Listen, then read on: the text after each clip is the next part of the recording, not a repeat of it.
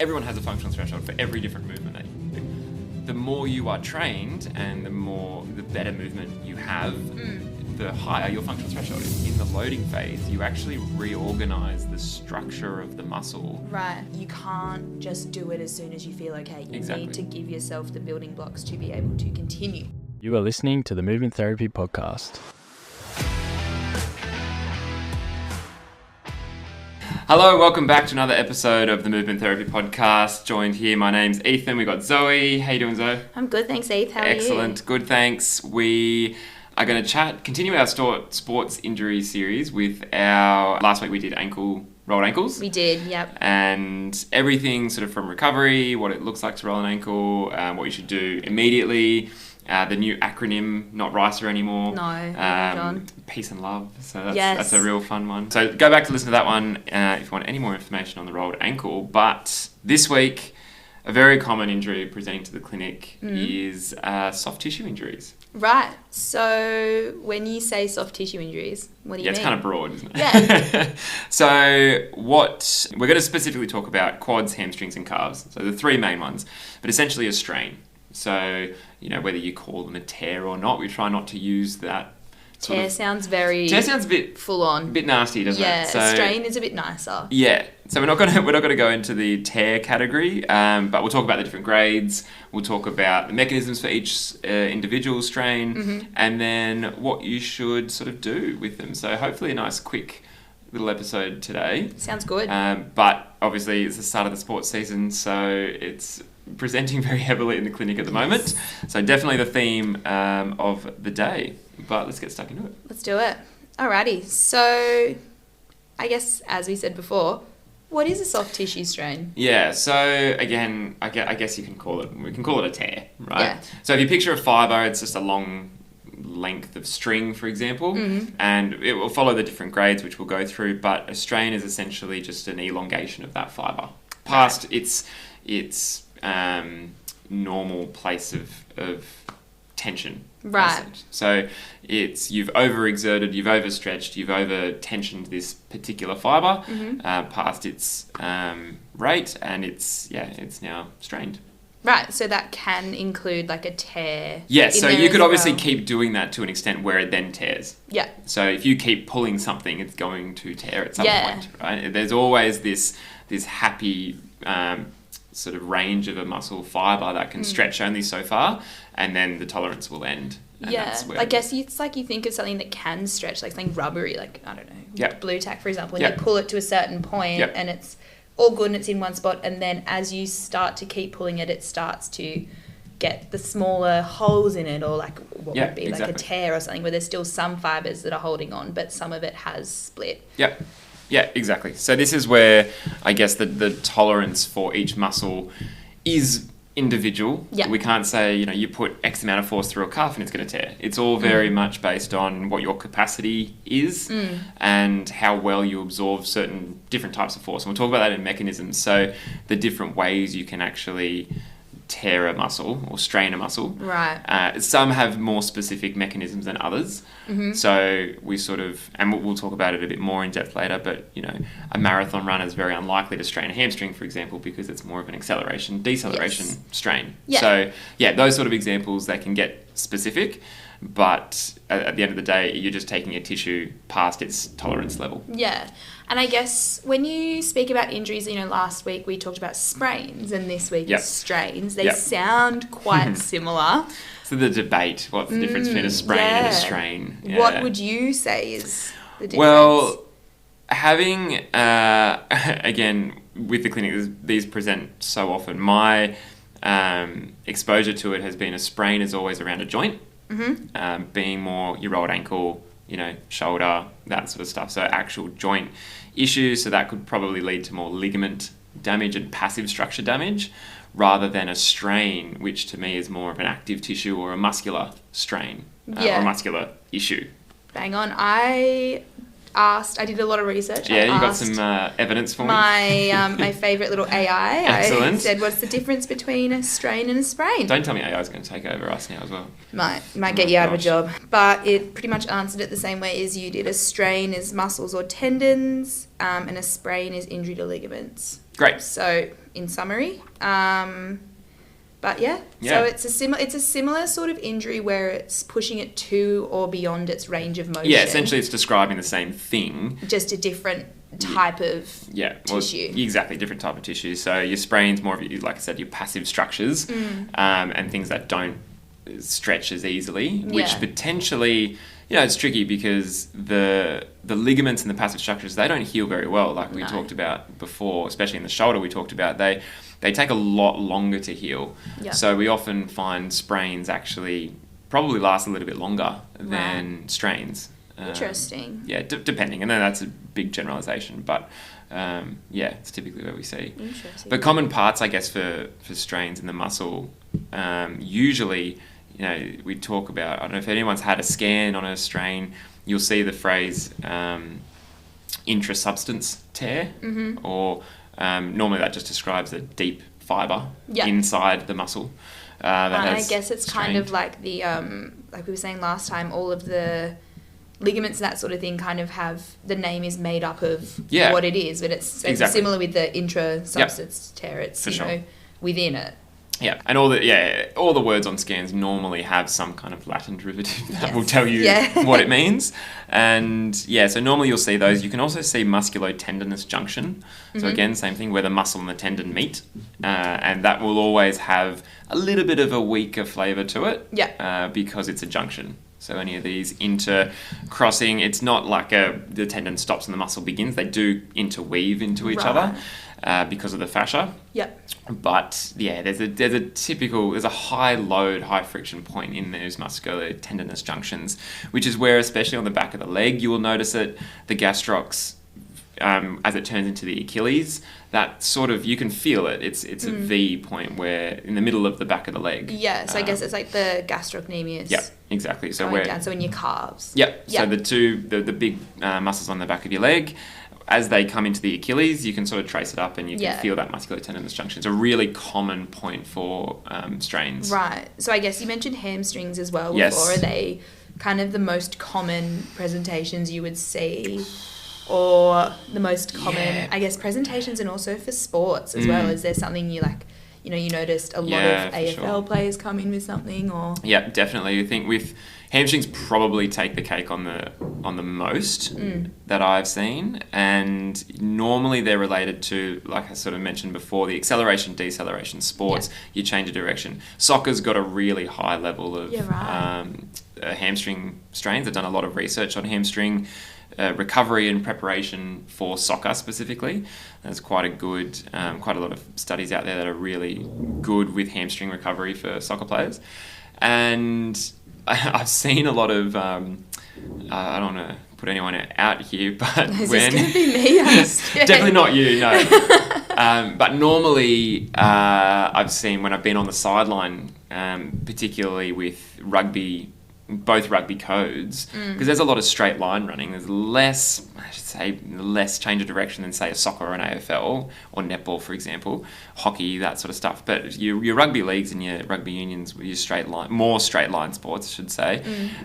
With these quad strains, they're normally athletes that haven't or don't play as regularly, might be a little bit more unhealthy or a little bit more potentially overweight. And they go for a fast break in rugby. So I guess it's like what we've discussed before as well with other injuries, where if your body isn't conditioned to do that, you do those movement patterns, chances are you might exactly. It's an injury of some sort. Yeah, so we call it the functional threshold. Yeah. So everyone has a functional threshold for every different movement that you do. The more you are trained and the better movement you have, the higher your functional threshold is. Yeah. And the functional threshold just explains the line where your form breaks. Yeah. So it's not injury, but it's, say you're doing a push-up, for example, and you do 10 push-ups, and the 11th push-up, your back arches. Yeah, that's your functional threshold is 10. Yeah. Right? For that push-up. Now, if you keep training push-ups, in sets of 5, 6, 7 within your functional zone, your functional threshold improves, and then in 3 months' time, you'll be able to do 15.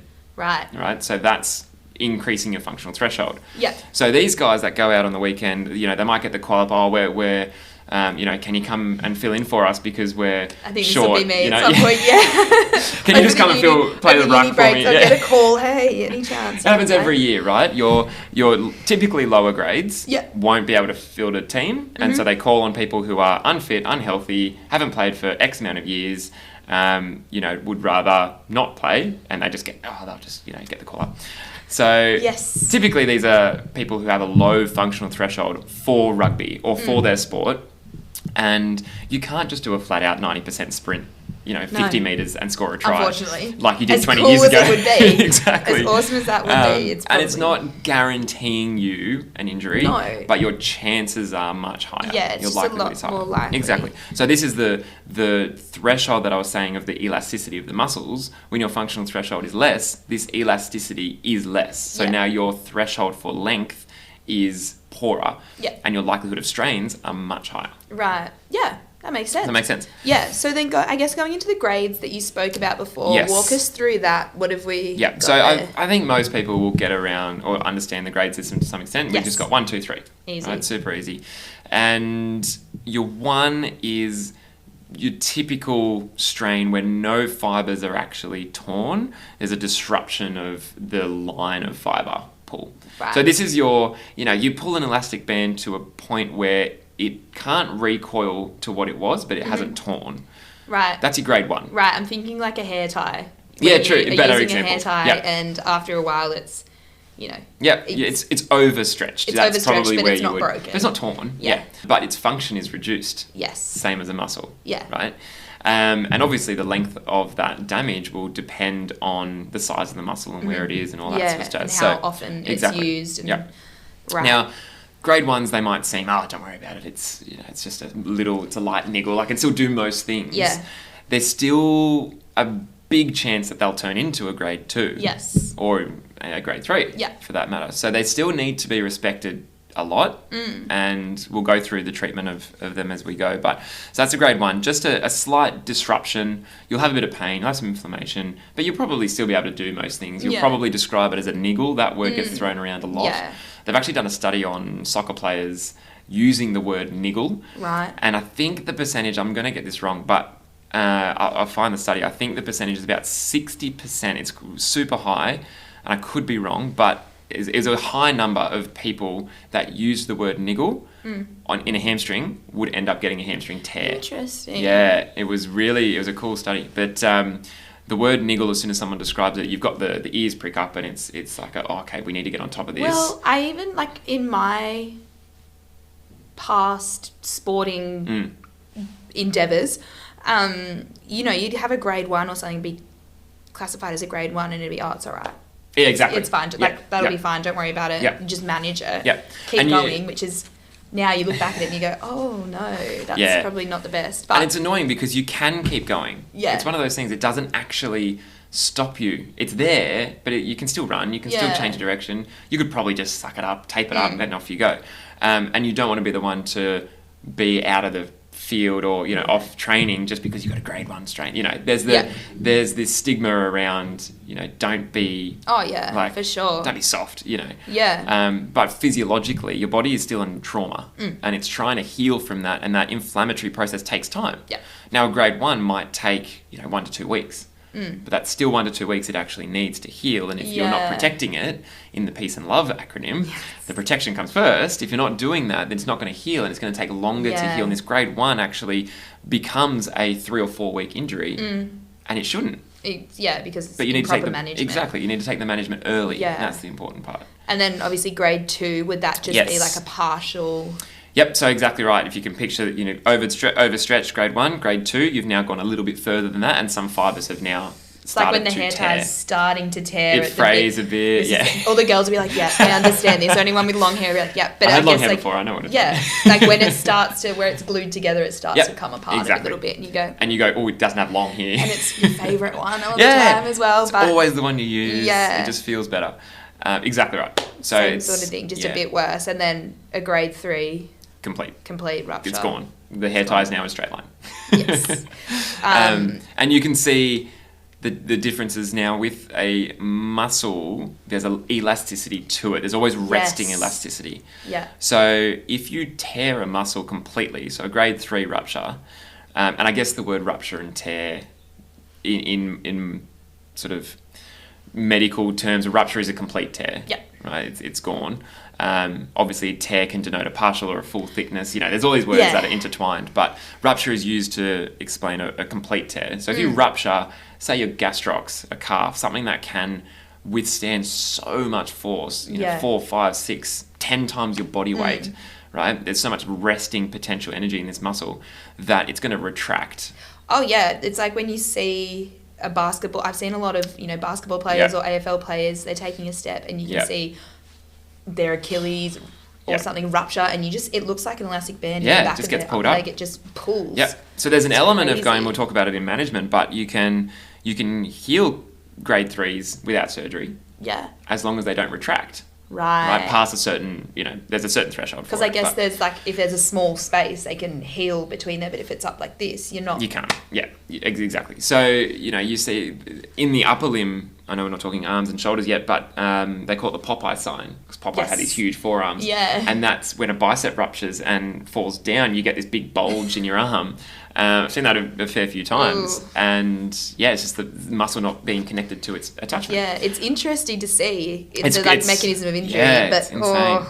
Now, you're less likely, I've seen it, it's really not very common to do a grade 3 of all of your quads or all of your hamstrings, right? Now, there are specific muscles within your quads and things that you can do grade 3s on, but the big grade 3, we're talking Achilles. That's kind of the big one, because there's just one big thick tendon. Yeah. Whereas with the quad, yes, there's the patellar tendon rupture, which I have seen, but the hamstrings, they don't have a common distal attachment, so they don't have a common attachment away from the body. Right. Whereas the quads do. They've got the knee. Yeah. So with the quads, there's the 4 muscles. Yeah. 4 muscles that go into that, and then also with the hamstrings as well. There's at the back. 3. So the 3. Yeah. And like what you're saying in, I guess, layman's terms. Yes, please. The easier way is the hamstrings don't all meet at one point for their attachment. So the lower end, where they all attach somewhere, they don't all meet at the same point. Yeah, so we're talking about the knee like the lower leg attachment, not the one into the hip, because they do. Where the hamstrings, they all meet at the patellar tendon. Quads. Yes. It's Friday afternoon, you can tell. I knew what I was talking about on the front and everything. It was very good. The hand symbol, and I was ready to go list them all. But this is how complicated it can be. It's like we can complicate it to the cows come home. We can even say there's 2 different patellar tendons. Let's not going to go into that. It's a Friday. I don't want to do that. But yes, you're much more likely to do a grade 3 quad than a grade 3 hammy, because the hamstrings will spread. But if we go to the attachment in the hip, they all do converge onto the same attachment point, and so you can tear that. But that's a lot less likely to do in the hip. Yeah. Right. So what do you do? I guess same as we talked about with the ankle sprain. Yep. First 24, 48 hours. Yeah. Cool. What's going on there? This is, I guess we can go back to the peace and love, and if you want an in-depth description of that, go back to our ankle episode, because we do that in detail. We're not going to go a very long time. We're not going to go through it today, but definitely you got to protect the area. Yeah. But you don't want to stop the inflammation. No. Because it's super important. Important. If you can avoid it, don't take your anti-inflammatories and come see us. Yes. And I guess the thing in the first 24 to 48 hours is as well, you as in me or any other normal person without a physiotherapy degree doesn't know what they've done, unless it's been assessed by someone who does know. You aren't going to have any kind of idea of 100%. What you've done. You're just going to go, my leg's sore. Yeah. One big no that I want to throw out here, huge asterisks, big neon lights here, because I see it all the time. Don't stretch it. Yes. Yes. I cannot say that enough, because the amount of people that do. Yeah, I think I've been there before, where you're not sure if you've just got some weird muscular pain. Yeah, and you want to feel it. And you're like, I don't really know. And then you stretch it a little bit and it hurts a lot. And you go, it's probably not what I should be doing right now. And it sounds silly to say it here. Yeah. And you go, don't stretch a muscle that's strained. In that moment, you don't know that it's strained. You just know that it's sore. Yeah. And it's a bit achy. Yeah. There's no swelling and there's no redness. It's usually the first response. Like if you've got a sore muscle or something, let's move it, give it a stretch, see if that helps. Yep. It does not. No. Please don't do it. Don't pull it apart from where it's trying to heal. If the hair tie's already half gone, don't keep pulling it. Don't pull it, please. Yeah, absolutely. So that's sort of one. Assume that it's strained if you get soreness there. Same thing with a quad. Don't stretch them. No. Just move them. Yeah. But we'll talk about quads And I think later. an important thing to think about is the mechanism of injury as well. Like, did it just come, like, did you push off and then you felt a twinge or a pop or something in your hamstring or something? Is that kind of how we've gotten to this point? So we can talk a bit about mechanism, actually, the ways you do, because they're quite different. If we just talk about the three groups, calves, hamstrings, quads, they're quite specific in their mechanism when they happen, and you can tell. You know, commentators are really good for this in the AFL. There was a game last week, the mighty Port Adelaide Power. Well, not too mighty. Didn't they have 3 people come off with hamstring strains? Yeah, so in the game, there was 4 reported in the game. There was actually 5 in the whole game between both teams of hamstring tears. They were clinically proven tears. I've never seen it before. Interesting. And I wonder why. If there's it wasn't even the first game of the year. You know, we're at round whatever we are now, 6, 7, something like that. Yeah, I would love to look at the weather, all of the prep and that sort of thing. Yes, it was dewy, it was a bit rainy. But at the same time, they've played in that before. It wasn't. They did say it was in Adelaide. They said it was colder than normal. But again, they've played in the middle of July for the last ever. So we can't blame that. I'd love to know if anyone knows. And it was both teams. It wasn't because one team you say, their conditioning's not very good. Yeah. But both teams, it was incredible. So I don't know where we're going with that, but we're talking mechanism. Yeah. Hamstring we'll talk about, acceleration, deceleration. Yeah. So again, you change of direction sports where you're slowing down, speeding up really, really quickly. Again, I'm normally going to lead towards soccer, AFL, rugby, and sort of hockey as well. Typically not as many court sports because it's a smaller distance potentially. And then you're going to get more ankles and joints for those because of as you know. Well, I don't want to spoil your fun, but I had an hamstring chain. Yeah. But you've had everything, haven't you? So it's, what haven't I done? It's not really. Might need to start looking at why that happens. So typically, you're going to do a hamstring. That's why I said your marathon runner is not likely to do one because they're not accelerating or decelerating very quickly. It takes them state. It's a constant state. And when they do accelerate, they accelerate slowly. Yeah. So it's not a quick burst. Whereas you picture a full forward coming out of the square, they're going to blast off straight away. And the hamstring needs to be able to deal with that tolerance, that load. Quads, in a similar aspect, they're more a decelerator of the limb. So we can picture kicking, where your foot has to sort of move really quickly and your hip has to move really quickly, sort of through the air. Or again, when you sort of take off from the line or try and stop yourself. So that sort of what we call eccentric movement, the lengthening out of the muscle under force. And the calves are, it's not funny, but usually when someone ruptures their calf or tears their calf, they look around to see who's kicked them. Yeah. In the leg. Yes. If you ever see someone do it, you can YouTube so many examples of this. They always look around. You feel like they look behind themselves. Everyone's always said it feels like you've been kicked. Yeah. So the hamstring gets described as looking like you've been shot because they grab the back of their leg. And then the calf is normally when someone's kicked you back of the leg because of that quick split of the Achilles. Yes. And again, this is more of your like court sports, your netball, your basketball, because your foot is more grounded with the actual surface rather than can slide with the grass, say.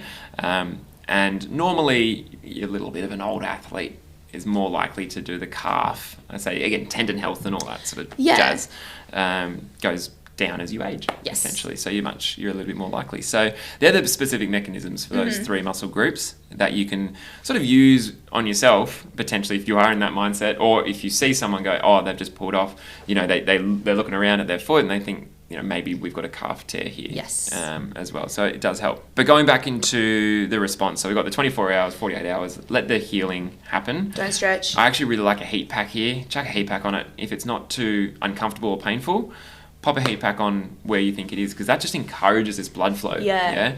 And then, during the next day, chuck some compression on it for an hour, take it off, put some heat on it, keep flushing this blood flow and this swelling the same way what we talked about with the ankle last week. Similar sort of management of it. Yeah, exactly. And then we're talking about sort of what to do then I guess if we're not coming in and seeing one of us, it's going, how do we manage then the reloading? Because we have to add load back to it. Yes. The interesting thing with tears is that muscles usually work in a straight line, right? Typically. There are muscles that don't, but we won't talk about those. We won't do that. So at the moment, calves, quad, hammies, they're straight line muscles. Yep. So the fibers go up and down. Yep. Now, if you tear one of those, they may not heal in an up and down motion. They actually might heal in like a bit of a zigzag or a bit of crisscross or some other type of force pattern that is weaker. So we call it a tensile load. So when your force goes up and down, you're so strong in that, but you're really not strong sideways. Yeah, so that makes sense. If your muscle heals not like that, then you won't be strong either in a straight line or sideways. Right. So it's the worst of both. Oh, God. So this is where loading becomes really helpful because in the loading phase, and we'll talk about the specific phases of healing, but in the loading phase, you actually reorganize the structure of the muscle to go in a straight line.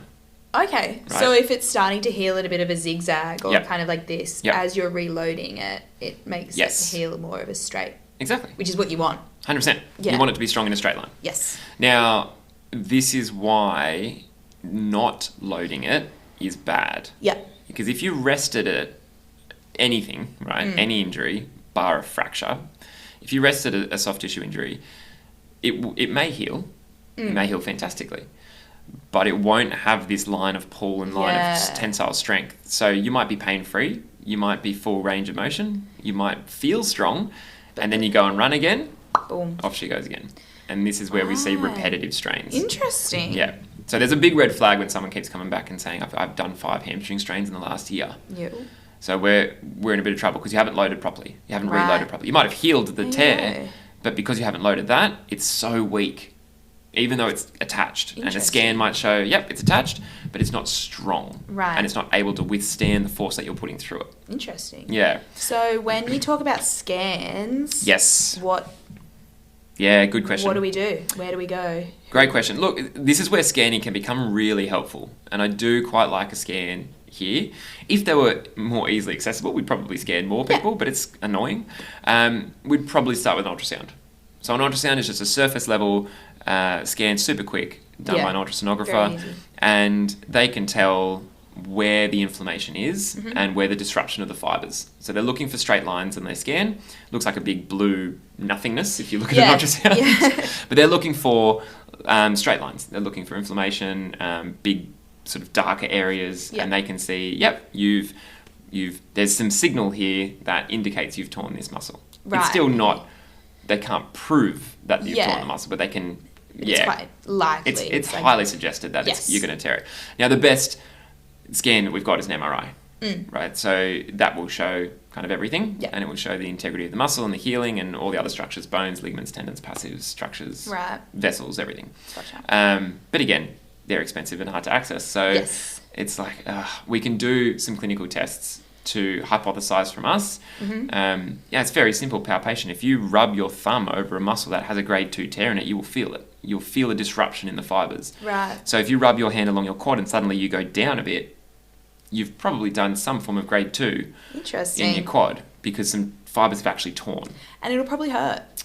As well. It's a great indication. Pain is a fantastic indicator that you've done something wrong.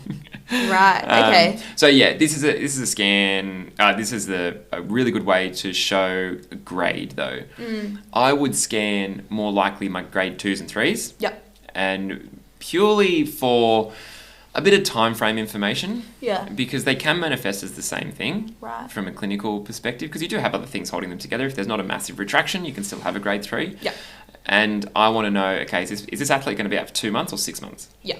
That's normally what I want to differentiate between those scans. Yeah. A grade 1, this is where I would more likely scan a sprain, say a rolled ankle. Yeah. I would love to scan a rolled ankle. Oh, yeah. To be able to just look at the extent of the damage. But typically even a grade 1, I'm putting in a boot to protect those passive structures. Yeah. Right? So, it will dictate our treatment, seeing a scan. But again, I'd more likely scan the more severe ones. Right. I mean, the professional athlete, they get scans. They'll get a scan after every game, right? Just to see the extent of damage. and for them, normally it's for the media to go, yep, you've done this, it's this grade, and they'll be out for this week. Yeah. It's not going to change their therapy or anything, which is the way we use a scan is it going to change your time frame or whether you need to see a surgeon, for example. Grade 3, I'm probably going to want to try and see a surgeon, maybe. But for that, depending on what it is. And then I guess also on that, we've got the 3 main phases of the healing. Yeah, so soft tissue, or all soft tissues follow the same healing phase, physiologically healing phases. So like we said before, we start with inflammation phase. Which we love. We love inflammation. The body heals itself. It's fantastic. It's so good. Sort of 0 to 5 days almost, that first week of an injury, regardless of how minor the injury is, you will have inflammation. Yep. So this is normally where the pain comes in. Yes. Because the body is, it's interpreting that as damage, and even though pain and damage aren't related, there's normally pain associated with inflammation, and we'll get into that in our pain episode. But inflammation, super important. Don't take anti-inflams if you can avoid it, and try and encourage that inflammation. Protection, but also optimal loading. Exactly. So still moving. It's not just parked up on the couch for a week, unfortunately. Yes. And this is where we can do exercises to sort of mitigate that, and we can load, we call them an isometric exercise. And this may be useful here. It might not be. It might be too painful still. But we can contract a muscle without moving the muscle. Yeah, right. So that can be a really good way of starting to load the muscle without actually moving the muscle through its range of motion. Yeah. So that could be where we start. But again, let us sort of guide you on that. Yeah, that's not something for my little AI friend to tell me how to do. I really hope it isn't. No, God, no. Yeah, because you might get into trouble a little bit there, because it does need to be individualised, and you need to be able to know confidently the diagnosis of going, yep, this is a tear in this muscle, and we think this grade, or between this grade and this grade, and therefore we need to do this and this. Yeah. Right. So then after your inflammation phase, what have you got? Yes. So this is where we start building things. So it's called the proliferation phase. Oh, nice. And it typically lasts, it could be up to 3 weeks. So normally I think it's 21 days, kind of. That's 3 weeks. 3 weeks. Yep. So this is where the collagen gets produced. Okay. So the collagen are your protein building blocks, essentially, of everything. Collagen's super important. But this is where the collagen gets laid down. The body's starting to grow things like muscle, tissue, fascia. Proliferation. Yeah, we're starting to grow. This is also where, we're going to use some words here, but the angiogenesis of building blood vessels. Yes. So we talked about inflammation. Yep. The blood is where the inflammatory mediators get to this road. So if there aren't any blood vessels, the blood can't get there. There's no healing that can be done. So you might, in this tear, you might actually tear blood vessels as well as muscle and tissue, and really, really small ones we're talking about. So the body needs to create new blood vessels. So they do that in this phase, the proliferation phase. And I think it's, as you said, they're tiny, tiny little ones, like your capillaries, that sort of thing, that are so small. In your muscles, because muscle needs blood. Yes. So as you tear it, there's probably going to be more than just the muscle fibers in there. You're not going to rupture your arteries or anything. No. We're talking tiny little vessels. Ones. Yes. So they're angiogenesis, angio with the blood vessels. Yes. And then genesis. Creation. New. Oh, good. Yeah. So this is a very important phase. Yes. And the phase we need to protect really well. So this is the reloading phase. Yes, so it grows straight, not zigzag. So the collagen's getting laid down. The body doesn't care about the direction of that collagen. So, here we go. It's going, just fill the hole. Just make it better. That's what the brain's doing. It's doing it very well, but it doesn't get the specific direction of load because it doesn't know what force it needs to be put through, right? The brain is not dictating that. You dictate it as a person, as an athlete. So if you want to become a runner or if you want to become a change of direction athlete, you have to this is the conditioning you talked about, you've got to be conditioned for that sport and you've got to do it in a way that allows the muscles to be strong in those directions. Yeah. So then after that 2 weeks or 3 weeks, what do we... So this is where the collagen's been laid down. Yep. Now we've got to make those straight lines. We've got it straight. Yeah. So this is the remodeling phase. Yeah. Now this can take, depends who you talk to, anywhere from 3 weeks to a lifetime. Right. So this is a kind of a forever phase. It's a really tricky one I don't want to scare people, but once you've torn something, you can't untear it. No. It's always going to be some form of trace that you've torn. Yeah, absolutely. So, I guess it's like when if you break something and then you glue it back together, it's always going to just be a little bit structurally weaker in that spot that you've glued it. And you could always see a little bit of crack or something that's not quite right. Because it's, it has been broken or needed repairing in some way. So again, scans are really helpful here because, we scan someone's ankle and then they say, oh, you've had a previous, ATFL tear. And they go, no, I didn't. News but you can me. See it on the scan. Yeah. So there you go. Oh, now you've had an ATFL tear with poor healing because you have no idea about it. So it hasn't been properly been remodeled. So this is a good indication of our diagnostic criteria to go, oh, hang on, this is not just a hamstring strain. You've actually done X, Y, Z a little bit. Or you've had previous hamstring strains and now we've seen it. Now we need to change the way we actually treat this. And I guess it'd be a good follow-up as well, if you do a scan at the first phase, when it's just been done and you see the injury, and then when you get to this kind of remodelling phase, if you check in again, it'll be able to show you how the healing's going. Absolutely. And you can see it really clearly on MRIs. Cool. Really clearly. It's cool. Same as a fracture in a bone. You've got your phases of hard tissue healing and you can see those really clearly on x-rays. You can see the callus formation and it breaking down. You know what? Body's incredible. This is so irrelevant. But I know that the Kardashians and all those people with way too much money and too much time do this. Yeah. I would love a full body MRI. Yeah, just every sort of 6 weeks.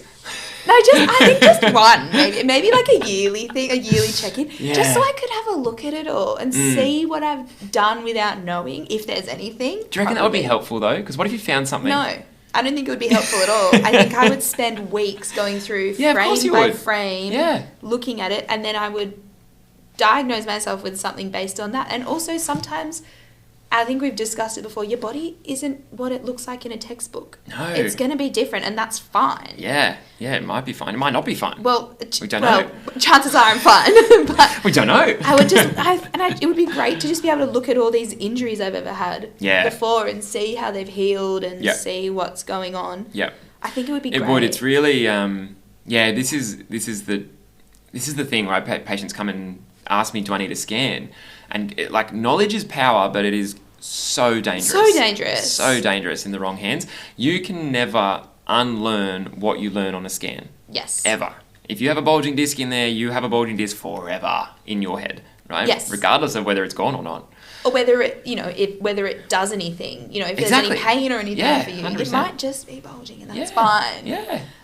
Anyway, that's another topic we could talk about. Maybe one day we can just get a full body MRI. I don't think we're too far away from it, to be honest, but they're just expensive at this stage. Well, we could, for the podcast. No, do you know what I want? I want a moving MRI. That would be cool. A standing, moving MRI. Take an MRI of me doing a tennis serve. That would be cool. I think we're several I don't know if we can do that decades off that. But when they can, call us. Yeah, hit us up and then we'll do something with Anyway. We've gone through the recovery. Yeah, so those three phases. Yep. So common myths, I think, with all of this. Because you'll probably wrap it up if we're going to start talking about full body MRIs and stuff. I think we've we've talked all we can about the strains about and the healing. sprains. People get it. You need to load. Yes. Common mistakes. Common myths. Mistakes definitely first. Number one would be returning to sport too quickly. Yes. And just because you are pain-free does not mean that you have the ability to achieve what you want to achieve in your sport. Yeah, and even as like a pain-free, I've done a strain and I've been not doing as much as I usually do for the past 2 weeks, and I feel good. I reckon I can go back now. Yeah. No. Because as we described, when that collagen goes down, you're not going to feel that it's out of line, but your body's going to tell you in the form of probably another injury. Yeah, and you just haven't been able to give yourself that preparation and your body that preparation and that loading in a more controlled environment. Absolutely. Before going back into sport where you're going to be testing it and pushing it. Yeah, exactly. So again, the reconditioning phase is so important, and this is where you need objective measures. You can't just go off feel. Yes. You need actually tests to go, well, hang on, I cannot pass that test. I can't run this fast. I can't do this agility test. I can't do 14 squat jumps or whatever it was. It doesn't matter what it is, but you need some form of measure to be able to say, I am now conditioned to go back to my sport-specific training. Yeah. But that is not as easy as that sounds. No, unfortunately. And it's not just a time thing. Oh, yep, Ethan said proliferation's 3 weeks. Great, I'm done now, back to sport. Because it's like everyone's different. Everyone's person to person. Yep, and sometimes it's a bit slower, sometimes it's a bit quicker. We just don't know. Yes. And then, unfortunately, you look at your professional athlete and go, oh, well, he came back after a hamstring grade 3 in 6 weeks. It's like, yes, fantastic. This is his full-time job. Full-time job, resources. He sees physio 5 times a day. Yeah. He goes to work and does his exercises nutrition, 5 times a day. Recovery, everything. He's got the best of the best. Yep. I would love that if that was me. Everyone would go back after 6 weeks if we all had but that. Unfortunately. Okay, so, yeah, I guess, those professional athletes, it's tricky to see because that's all you see in the media, right? Unfortunately, and you itch to get back there, but it's unrealistic for the general population. Unfortunately, they've got a lot of resources. Yeah, exactly. I do not. No. One other mistake that we see with people, and even clinicians as well, unfortunately, is they avoid the eccentric phase. Right. So I mentioned this earlier, this eccentric phase, and this is the muscle lengthening under load. So it's not just stretching, but the muscle is lengthening under load. It is why, it's the hardest type of muscle contraction to do. So what would an example of that be then? Let's say, walking downstairs or downhill, your muscle, your quad specifically, is lengthening under your body weight. Yes. And you've got to prevent that or you've got to control that to stop yourself from falling forward. Now, every contraction... this is where it does get confusing. Every muscle has an opposite muscle. Yes. So the opposite to your quads is your hamstrings. Yes. So as your quad shortens, your hamstring has to lengthen. Yeah. Right? So that's technically an eccentric contraction, which is an oxymoron because contraction means shorten, but that's what it's called. Yeah. And it is a much more complex muscular action than a concentric contraction. Right. So it's normally the last phase of rehab. Yeah. It's normally towards the end, high level stuff where we're doing eccentric work specifically. And this is where your DOMS comes from. Yeah. You get much more muscle soreness from an eccentric contraction, which is why we say walking downhill is actually harder than walking uphill because you eccentrically load your bigger muscles for longer. Interesting. And I guess it's important as well because that's just another way that the muscle can work. Yeah. So it's important to... And has to work. Yeah, it has to work. So it's important to load that muscle in every way it's going to have to. Yeah. So if you picture why you tear something, is because you lengthen it too much. So the logical thing is to train the muscle in a lengthened form to be able to prevent the lengthening issue. Yeah. Right. So your hamstring strain, as you push off, your hamstring lengthens. Let's go a squat jump. Yep. Right? If you picture a squat jump, you're going to go down, bend your knees. It's going to shorten the hamstring. Yes. Right? Now, if you then push off that shortened hamstring into a jump, that's going to lengthen the hamstring quickly. Yes. So it's under accelerated force. Yeah. And it's it's an eccentric contraction. Yeah. Right? So your muscle has to be able to deal with that in order to safely provide the force to lengthen and prevent a tear. While still under load. Yes. So this is it's getting a bit more complicated, I know. It Sorry. is. I was like, this has taught me that... Come here. Please go. I can't do this. You don't myself. have to do this yourself. No. But this is also the really powerful part of going, you can't just strengthen your muscles in the traditional way. If you want to go back to sports that require velocity, speed, change of direction, this is the conditioning part of strength and conditioning. Yeah. So the muscle, number one, has to be strong enough to tolerate a certain force. That's where strength training is super helpful. Then it has to be conditioned enough to deal with the forces that you're putting through it. Yes. So whether that's speed, acceleration, change of direction, exactly. Yeah. Deceleration, absorption. So even gymnastics, huge amount of acceleration, deceleration. Yeah. Look at the vault. Yeah. You go from 0 to 120 million%. And then 0 again. And then 0 again. And you have to do it while looking pretty. Yes. So the amount of effort that takes for your muscles, no wonder they're all covered in tape. Yeah. It's a huge force that you're putting through. Long jumpers, massive. You go from so high to so little very, very quickly. It is, it's the big one in retraining. It's that you have to retrain the specific muscle movement of what you are going back to. Yeah, makes sense. So there's no point when you get past that basic rehab, training a tennis player to be a really good 40k runner. Yeah. Like, there might be, running 40Ks. You're not running 40Ks in your sport. No. If you want to do that as well, cool, that's a different conversation. But if your sport is tennis, you have to have a general aerobic capacity. But I'm not training for 40Ks. No. You've got to still be able to do some running and to get some aerobic capacity. But you've got to do some sport-specific tennis drills. You've got to do some jumping side to side on your toes, pushing off, acceleration, deceleration drills. So that's one big mistake we have, and why we have such a big gym and a big space to reload these people properly and start doing some jumping and running drills and that stuff. Yeah, absolutely. Interesting. Yeah. Well, I feel like we say this every week, but I really feel like we could talk about this forever. Yeah, it's a really good topic. It's so broad. I mean, we've tried to narrow it down to 3 specific muscle groups, but within that, the general gist of these principles are the same for all muscle groups, and you can strain all muscle groups just as easily as your quads, hammies, and calves. Yeah. I think one of the key takeaways is knowing the grade of it, or as well as you can. Not saying me, but like a professional, and also the mechanism of injury that would be really beneficial for. Yeah, I think so. And then obviously I'm going to always advocate for people to come in regardless of what grade you think it is. If you've got a grade 1, it would be still good for us to go, yep, you're fine to do this, off you go. I think even, as someone who doesn't have a clinical background,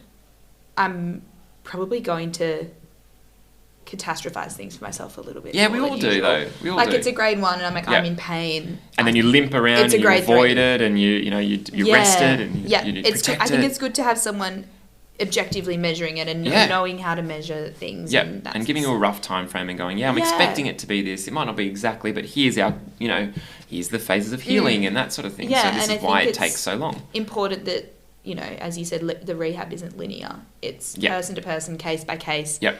Injury by injury kind of thing, but it's those phases that we discussed I think are important as well, because it's and normally when you add things to the next phase, say not linear, it's a great description of it, because you don't just keep improving.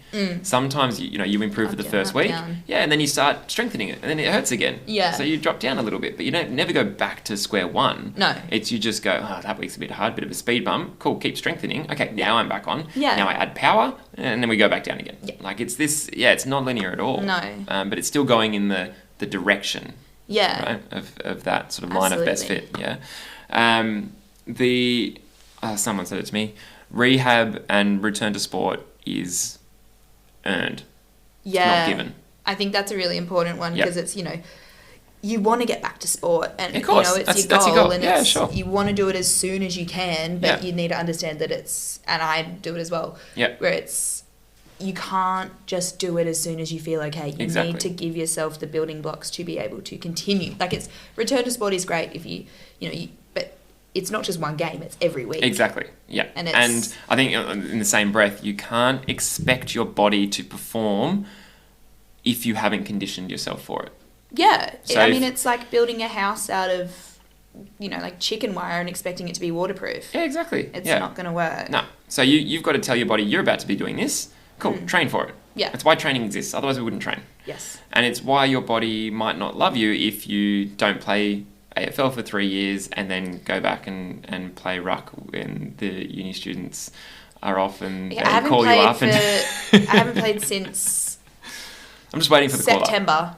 Yeah. So that's not... What is that now? It's May. It's a few months. Yeah. Maybe I'll start doing... Pre-season starts now. Pre-season starts in round 5. I love it. So, look, we've covered rolled ankles and soft tissue injuries at the moment. So what's next? Yeah, we're progressing. Look, I really want to talk about concussion. It's going to be a big... It's going to be a big one, but it's going to be an interesting... That is, yet again... I'll drop some personal anecdotes in there. I've actually just come back. What I've done is I've just looked through your notes and I've just picked what you've had, and I've just decided to talk about them. Yeah, so we're going to go that next. Great, no worries. This is just the Zoe podcast. Exactly. Yeah. So this is hopefully a good wrap up to the sports injuries side of things. Concussion is such a big topic these days. So, and I think it's becoming more.